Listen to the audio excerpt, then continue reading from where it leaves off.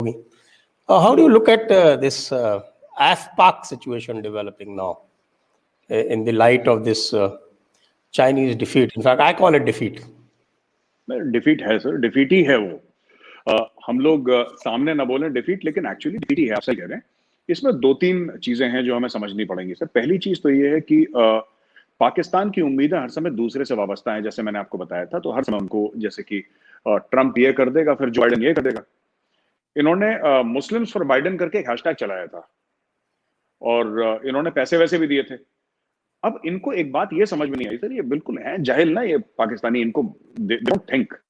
इनको ये vice president था ओबामा का, और ओबामा वो था सर जो कि पीस की बात करता था।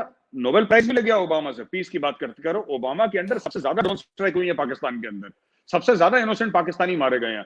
वो प्रेडेटर और बाकी ड्रोन से हेलफायर मिसाइल मार मार के वेडिंग पार्टीज वाइप आउट हो गई। लेकिन पता नहीं इनको ऐसा क्यों लगा कि ये आएगा तो ये शांति दूत बन के आएगा और हमारे लिए कुछ कर देगा। जो बाइडेन ने कुछ नहीं करना। यू आर वेरी राइट, आपका जो तर्जिया है, आपका जो एनालिसिस है, that is very accurate. He is not committed to withdrawal. In fact मुझे ऐसा लगता है कि एक आध साल के अंदर जब वो थोड़ा सेटल हो जाएगा, थोड़ा और ट्रूप्स डाल देगा वहां पे। पहली चीज, अमेरिका का तो सिंपल फंडामेंटल है सर कि जब तक पूरी दुनिया में कलेश है तब हमारे अमेरिका के अंदर शांति है। जिस दिन दुनिया में कलेश होना बंद हो गया तो सर अंदर बम फूटेंगे। दे वांट द कलेश to be outside. That is secondly very important is that Pashtunistan की जो मूवमेंट चल रही है, आपने पाकिस्तान और अफगानिस्तान एफपाक की आपने बात करी सर। जो पश्तूनिस्तान की मूवमेंट चल रही है, एक पीसफुल मूवमेंट चल रही है, पश्तून तहफ़्फ़ुज़ मूवमेंट, जिसका मंजूर पश्तीन जिसका हेड है। तो पाकिस्तानियों को एक बात और समझनी चाहिए कि अफगान तालिबान को ये जितना भी अपने अंडर कंट्रोल समझे, अगर कल तालिबान का राज होता भी है अफगानिस्तान में, उससे भी इंडिया को बेनिफिट है, क्योंकि India is already in touch with the Taliban. Back end dialogue Taliban के साथ चल रहे हैं। और तालिबान भी देखिए, एक बार आप जिसको बदमाश बच्चे को अगर आप मॉनिटर बना देते हैं क्लास का, तो he also starts behaving himself. Natural human tendency है। उनको इन्वेस्टमेंट चाहिए देश में, उनको सैलरीज पे करनी है, उनको पैसा चाहिए। और इंडिया के तो कोई ट्रूप्स है नहीं वहां पे। इंडिया के अफगानिस्तान में क्या ट्रूप्स हैं? कोई ट्रूप्स नहीं है। हमने तो पार्लियामेंट बनाई है, हमने सड़कें बनाई, हमने डैम बनाए, लाइब्रेरी बनाई, यूनिवर्सिटी बनाई। हमने कौन सा बोल दिया कि हम तुम्हारे हाथ में, बच्चों के हाथ में हथियार पकड़ा रहे हैं? That even the Taliban knows and they respect that. इसीलिए तालिबान का एक बहुत बड़ा स्टेटमेंट आया था तालिबान के स्पोक्स पर्सन से कि हम अपने नेबर्स के साथ और इमीडिएट नेबरहुड में, साउथ एशियन नेबरहुड में हम शांति चाहें, including India. We want peace with everybody. Taliban का स्टेटेड एम है, they are not interested in fighting. और सर तालिबान कभी अफगानिस्तान के बाहर गया नहीं। अलकायदा वाले जाके लड़ते हैं, ये बिल्डिंगों में हवाई जहाज मारते हैं। सर तालिबान तो कभी गया नहीं बाहर। तालिबान को इंटरेस्ट भी नहीं है दुनिया में। They are happy Afghanistan only. तीसरी बात है सर ड्यूरेंड लाइन की, जिसमें पाकिस्तान फंसेगा। ये जो पूरा एरिया है, तालिबान इसको मानता है ग्रेटर पश्तूनिस्तान, जिसमें शामिल आपका north west frontier province Pakistan का भी है। तो जो ड्यूरेंड लाइन है, which is the border between Afghanistan and Pakistan, ये पठानों को मंजूर है ही नहीं। वो कहते हैं हमारी जमीन है, ये पठानों की है। फेमस पाकिस्तानी क्रिकेटर शाहिद अफरीदी अपने आप को कितना भी बड़ा पाकिस्तानी माने, लेकिन पठान एज अ कम्युनिटी वो कहते हैं कि पश्तूनिस्तान है, हम पठान एक हैं। वहां पे क्या है कि सर पाकिस्तान में जो सब नेशनलिज्म है वो बहुत ज्यादा जबरदस्त है। इंडिया में इतनी ज्यादा नहीं है। हम सोचते हैं इंडिया में कि तमिलनाडु से लैंग्वेज की बात आ रही है या ये सब आ रही है। देखिए, Pakistan is an artificial construct, right? और उनकी जो जबान उनके ऊपर मसल्लत करी गई है उर्दू, वो तो उनकी जबान है नहीं।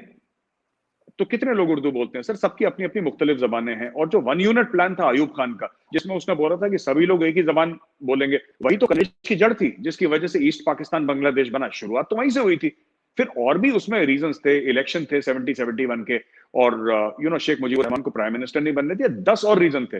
लेकिन शुरुआत जो थी वो लैंग्वेज से हुई थी, जिसमें जिन्ना की हुटिंग हुई थी ढाका यूनिवर्सिटी में 1947-48 में, जब वो अपनी विजिट पे गए थे 48 में, वहां पे अर्ली 48 में, before he died he went to Dhaka. He was hooted by the students when he said कि आपको उर्दू बोलनी पड़ेगी। बंगालियों ने बोला कि हमारी जबान तो सब 1500 साल पुरानी है, तुम्हारी 300-400 साल पुरानी जबान हम क्यों बोले?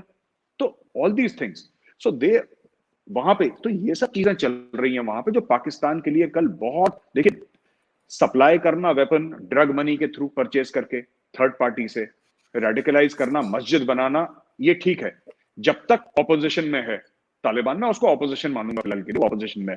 जिस दिन वो इख्तिदार में आ गया, जिस दिन वो रूलिंग पार्टी बन गई, जिस दिन पार्लियामेंट में तालिबान वाले बैठना शुरू हो गए, अफगानिस्तान की शक्ल बदल गई। They have also learned there lesson sir. किसी को खुशी नहीं होती जंगलों, बीहड़ में और गुफाओं में रहने की। किसी को, no human being is happy. वो इतने बेचारे 20-30 साल के बाद अब आएंगे वहां पे, जब से वो 9/11 हुआ सर, 20 साल से ऊपर है। अब वो आएंगे, वो भी चाहेंगे हम अच्छे बड़े महलों में रहें, एसी चले, बढ़िया ठंडा पानी पिए। Everybody wants that, it's human nature. They don't want to suffer in the mountains, cold mountains of Afghanistan, barren mountains. तो वो आएंगे, फिर वो तमीज से ही रहेंगे अफगान। हाँ, वो आपकी बात सही है बिल्कुल।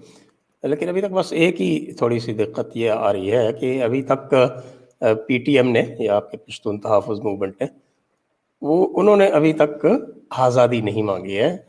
अगर आप जी इसकी तुलना करें बलूचिस्तान से, तो जी बलूचिस्तान में सारे के सारे ग्रुप्स जो हैं वो आज़ादी की लड़ाई लड़ रहे हैं। मैं तो सर। उस दिन का इंतज़ार कर रहा हूँ जब ये जो आपकी पाकिस्तान आर्मी की जो जातियां हैं उसका घड़ा भर जाएगा और पख्तून भी ओपनली पाकिस्तान से आज़ादी मांगेंगे। अभी तक पख्तून तहफ़्फ़ुज़ मूवमेंट उसका जो डिक्लेयर्ड ऑब्जेक्टिव है वो ये है कि उनको पाकिस्तान के भीतर ही खुद मुख्तारी चाहिए या उनको अपने राइट्स चाहिए, ये इस तरह की बात चाहिए। क्योंकि बलूचिस्तान और इनकी, मैं जो देखता हूँ बलूचिस्तान और पश्तूनिस्तान में, पश्तूनिस्तान की आज़ादी जो है वो ज़्यादा आसान है बनिस्बत बलूचिस्तान के, क्योंकि बलूचिस्तान एक तो उनकी पॉपुलेशन बहुत कम है, फिर बलोचों उनके में सर, अलग, बिल्कुल। हाँ, बलोच की पॉपुलेशन बहुत कम है, एरिया बहुत बड़ा है, उसके नुकसान भी हैं, फ़ायदे भी हैं। फिर उनको ईरान से भी कोई मदद नहीं है, क्योंकि ईरान वाले सोचते हैं कि साहब ये सुन्नी हैं, ये हमारे यहाँ भी तकलीफ़ पैदा करेंगे। पश्तूनों का मामला बिल्कुल अलग है, उनको अफ़गानिस्तान से भी मदद है, उनकी पॉपुलेशन भी ठीक ठाक है, उनकी पाकिस्तान आर्मी में प्रेजेंस भी अच्छी खासी है, करीब 20% के आसपास हैं वो।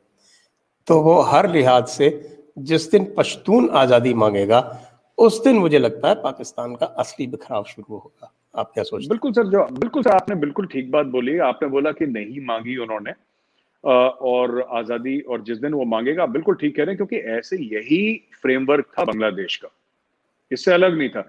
शुरू में बंगाली ने भी आजादी नहीं मांगी थी, वो भी कह रहे थे कि विद इन, और पाकिस्तान जो बना, पाकिस्तान तो ईस्ट बंगाल में ही बना। ये सुहरवर्दी वगैरह जो लीडर्स थे मुस्लिम लीग के, ये it started off from there. जितने भी बड़े बड़े थिंकर्स थे वहीं पे गए थे बाद में। जो लेटर ऑन अली ब्रदर्स के बाद जो भी थिंकर्स थे वो सब उसी साइड गए थे। अब इशू ये है सर कि जिस दिन अगर वो मांगते हैं पश्तून आजादी, अभी वो नहीं मांग रहे हैं, वो कह रहे हैं with in the framework of the Pakistani constitution. लेकिन आपने एक बात देखी है सर, अली वजीर को गायब करके रखा है, 2 महीने से ऊपर हो गए, अभी 2 महीने 4 दिन, 2 महीने 5 दिन हो गए। अली वजीर को गायब कर लिया, जो उनका member of the national assembly, जैसे हमारे मेंबर ऑफ पार्लियामेंट होते हैं, एक मेंबर ऑफ पार्लियामेंट को, पाकिस्तानी मेंबर ऑफ पार्लियामेंट को रातों रात गायब कर दिया। अब वो कराची जेल में है, पहली चीज। दूसरी चीज यह है कि शुरुआत तो आजादी की तहरीक की बांग्लादेश भी ऐसी हुई थी। उन्होंने बोला कि we want our rights within the constitution of Pakistan. पर आपने देखा पश्तून चुपचाप बैठे हैं, which is very unlike Pashtun sir. ये पठान चुपचाप बैठे हैं, मैं पहली बार देख रहा हूं।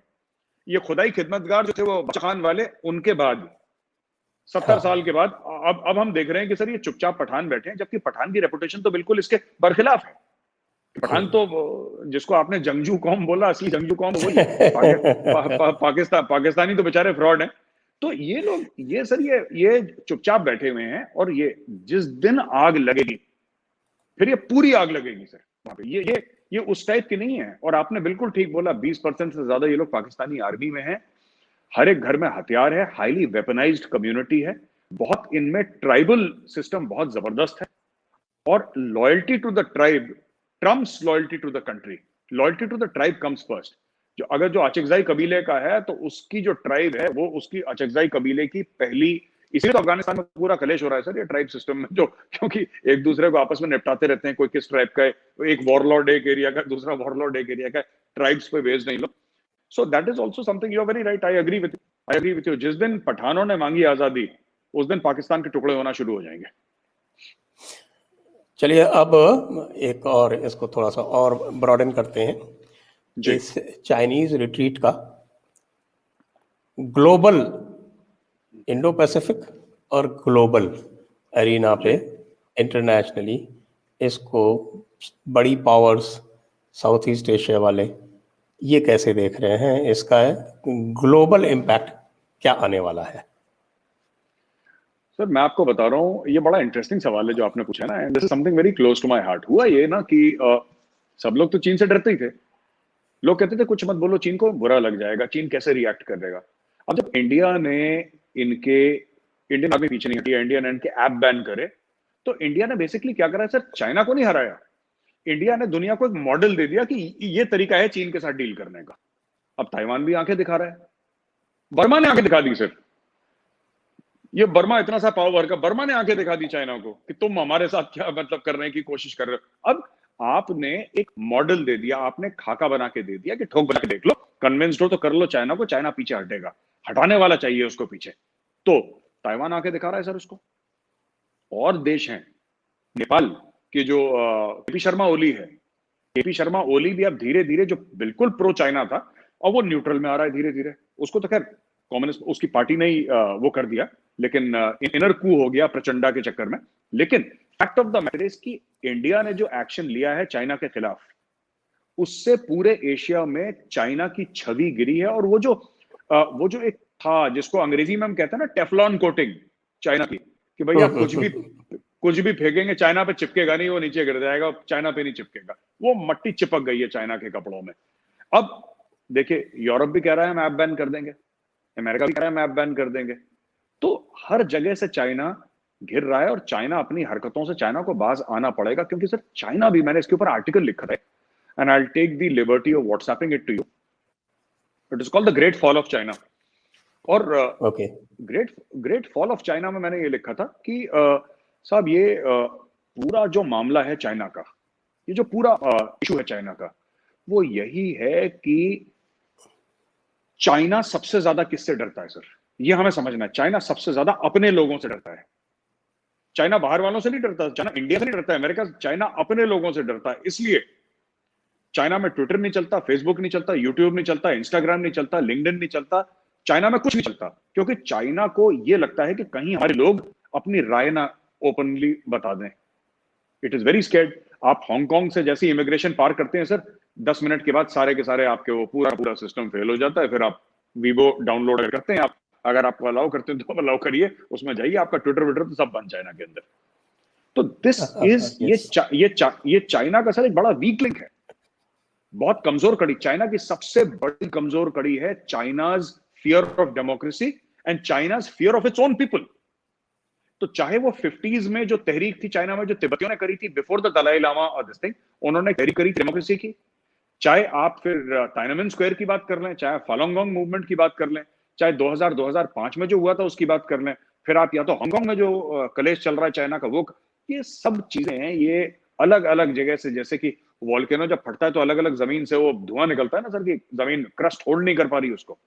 It is that fissures in the ground sir which are taking place. And मुझे ऐसा लगता है कि इंडिया ने एक मॉडल प्रोवाइड करा है वर्ल्ड को, कि अगर आपको चीन के साथ डील करना है, अगर आप अपनी नजरें मिला के रखेंगे और नजरें झुकाएंगे नहीं, डरेंगे नहीं, तो चीन अपनी नजरें झुकाएगा। It's just a bully sir, जैसे बुली होता है ना सर, सड़क का जो, हाँ, जो गुंडा वुंडा होता है सड़क पे, आपने 2 थप्पड़ मार दी भागी, China is exactly like that.